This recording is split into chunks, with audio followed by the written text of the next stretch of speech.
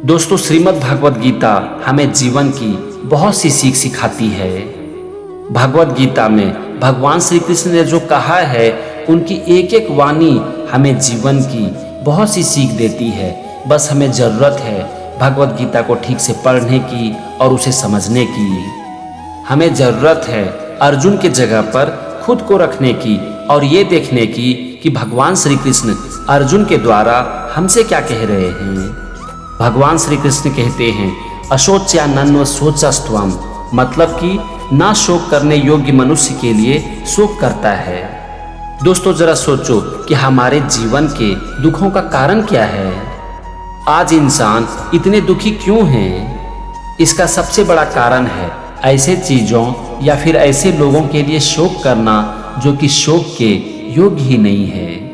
आज जो हमारे पास है उसे हम पकड़ कर रखना चाहते हैं, उससे हम चिपक कर रहना चाहते हैं और उसे हम छोड़ना नहीं चाहते हैं।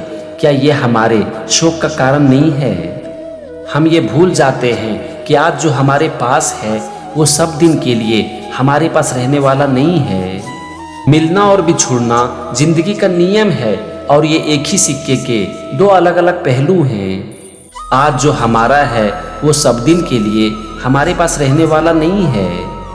अगर हमारी कोई भी चीज़ खो जाती है या फिर हम अगर किसी भी इंसान से बिछुड़ जाते हैं तो हम पूरी तरह से शोक के सागर में डूब जाते हैं। हम ये भूल जाते हैं कि जब तक जीवन है तब तक मिलना और बिछुड़ना लगा ही रहेगा।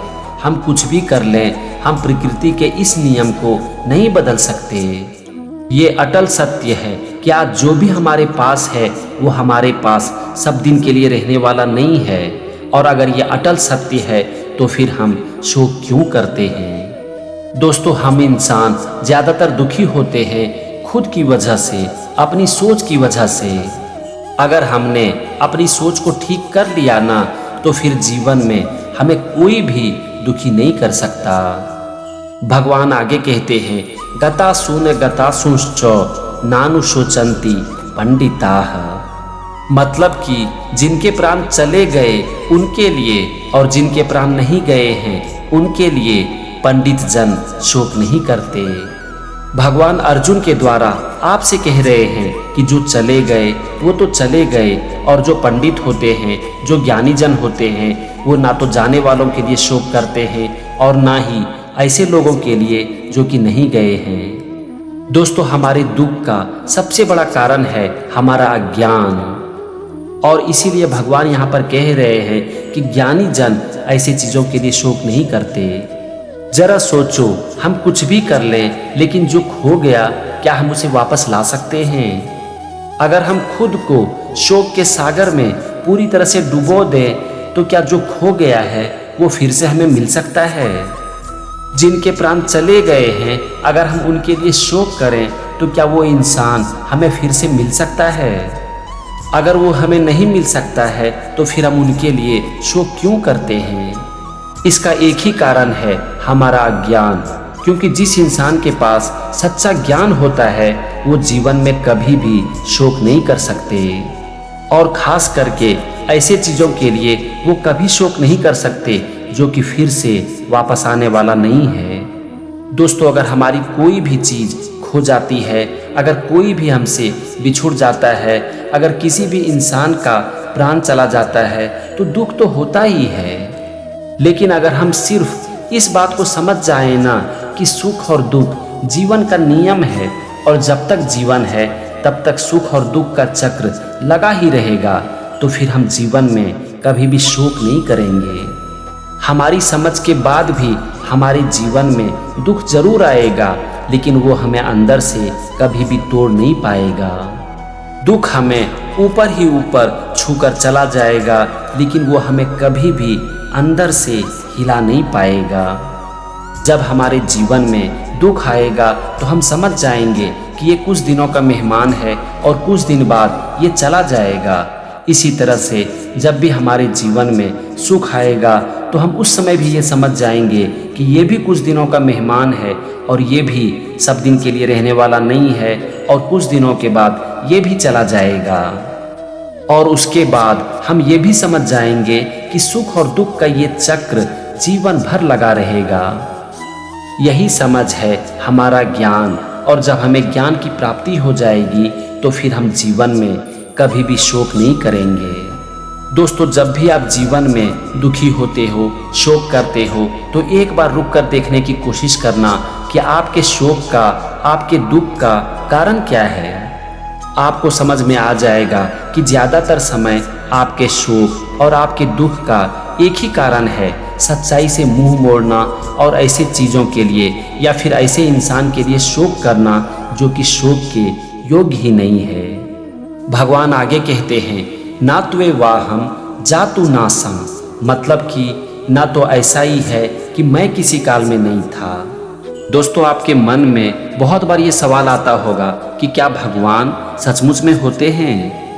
अब यहाँ पर आप देखो, श्रीमद् भगवद गीता में भगवान खुद कह रहे हैं कि ऐसा कोई काल नहीं था जबकि मैं नहीं था। भगवान होते हैं या फिर नहीं होते हैं, आपके इस प्रश्न का उत्तर आपको कोई नहीं दे सकता, क्योंकि ये विश्वास और श्रद्धा की बात है। इस प्रश्न का उत्तर आपको खुद ही ढूंढना पड़ेगा। आपको खुद के अंदर जाना पड़ेगा और ये देखना पड़ेगा कि आप क्या मानते हो। अगर आप श्रीमद् भगवद गीता पढ़ते हो, उसे मानते हो, आपके मन में श्रीमद् भगवद गीता के प्रति श्रद्धा है, तो आप यहाँ पर देखो, भगवान खुद ही कह रहे हैं कि ऐसा कोई काल नहीं था जबकि मैं नहीं था। अब जरा सोचो कि अगर भगवान हैं, आप ये मानते हो कि हाँ भगवान हैं, तो फिर हमें जीवन में शोक करने की जरूरत है क्या। हम अपने जीवन में दुखी इसीलिए होते हैं क्योंकि हम भगवान को सिर्फ ऊपर ही ऊपर मानते हैं।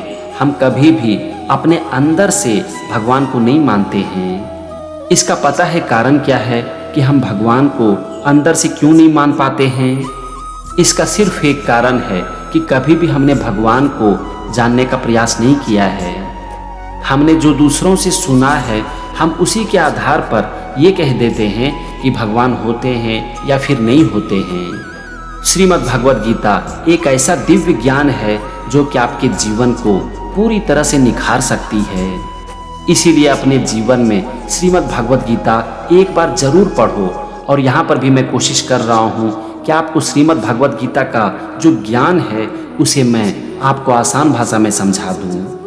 भगवान श्री कृष्ण कहते हैं, ना तो ऐसा ही है कि मैं किसी काल में नहीं था, तू नहीं था, अथवा ये राजा लोग नहीं थे, और ना ऐसा ही है कि इससे आगे हम सब नहीं रहेंगे। श्रीमद् भगवद गीता का ये ज्ञान आपके सारे दुखों का अंत कर देगी। बस आपको जरूरत है इसे समझने की और अंदर तक इसे मानने की।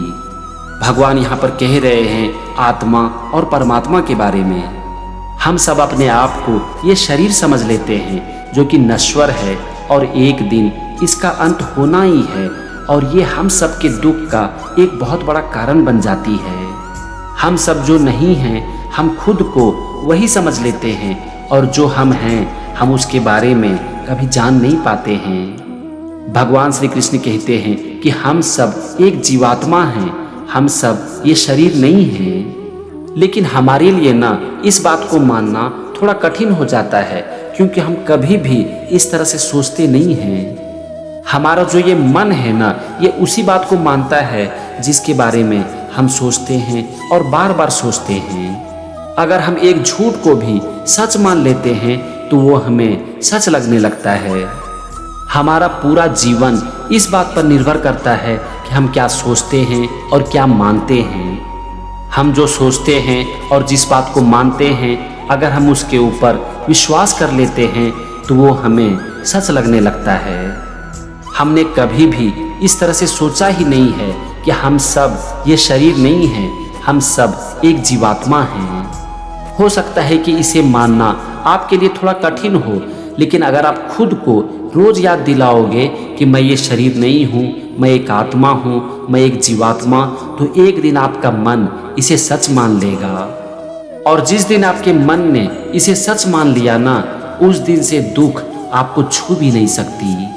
आप जीवन के सारे दुख और सारे बंधन से पूरी तरह से मुक्त हो जाओगे। आप धीरे धीरे ये भी समझ जाओगे कि मुझे दुख से या फिर बंधन से मुक्त होना नहीं है, मैं मुक्त ही हूँ। बस मुझे इसे मानने की ज़रूरत है। दोस्तों, अगर आप अपने जीवन को ध्यान से देखोगे या फिर अपने दुखों के कारणों को समझने का प्रयास करोगे ना, तो आपको समझ में आ जाएगा कि आपके हर दुख का सिर्फ एक ही कारण होता है, आपकी सोच। जीवन में समस्याएं आना हमारे हाथ में नहीं है, और जहां समस्याएं होंगी वहां दुख भी होगा। समस्याओं की वजह से दुख आता है, लेकिन हम दुखी होते हैं या फिर नहीं होते हैं, ये पूरी तरह से हमारे हाथ में होती है। इसीलिए आप क्या मानते हो ये आपके जीवन के लिए बहुत महत्वपूर्ण हो जाता है, क्योंकि आप जो मानते हो आपकी सोच भी वैसी ही हो जाती है, और जैसी आपकी सोच होती है वैसा ही आपका जीवन हो जाता है। तो आज से रोज खुद को याद दिलाओ कि हम सब ये शरीर नहीं हैं, हम सब हैं एक जीवात्मा, और जीवात्मा जीवन के सारे बंधन से पूरी तरह से मुक्त है और आज़ाद है, और इसीलिए हम भी जीवन के सारे बंधन से मुक्त हैं और पूरी तरह से आज़ाद हैं। जिस दिन आपके मन ने इसे मान लिया और अंदर तक मान लिया, उस दिन से आपके जीवन का सारा दुख खत्म हो जाएगा। आप मुक्त थे, मुक्त हो और मुक्त ही रहोगे, बस आप इसे मान लोगे और आपकी घर वापसी हो जाएगी।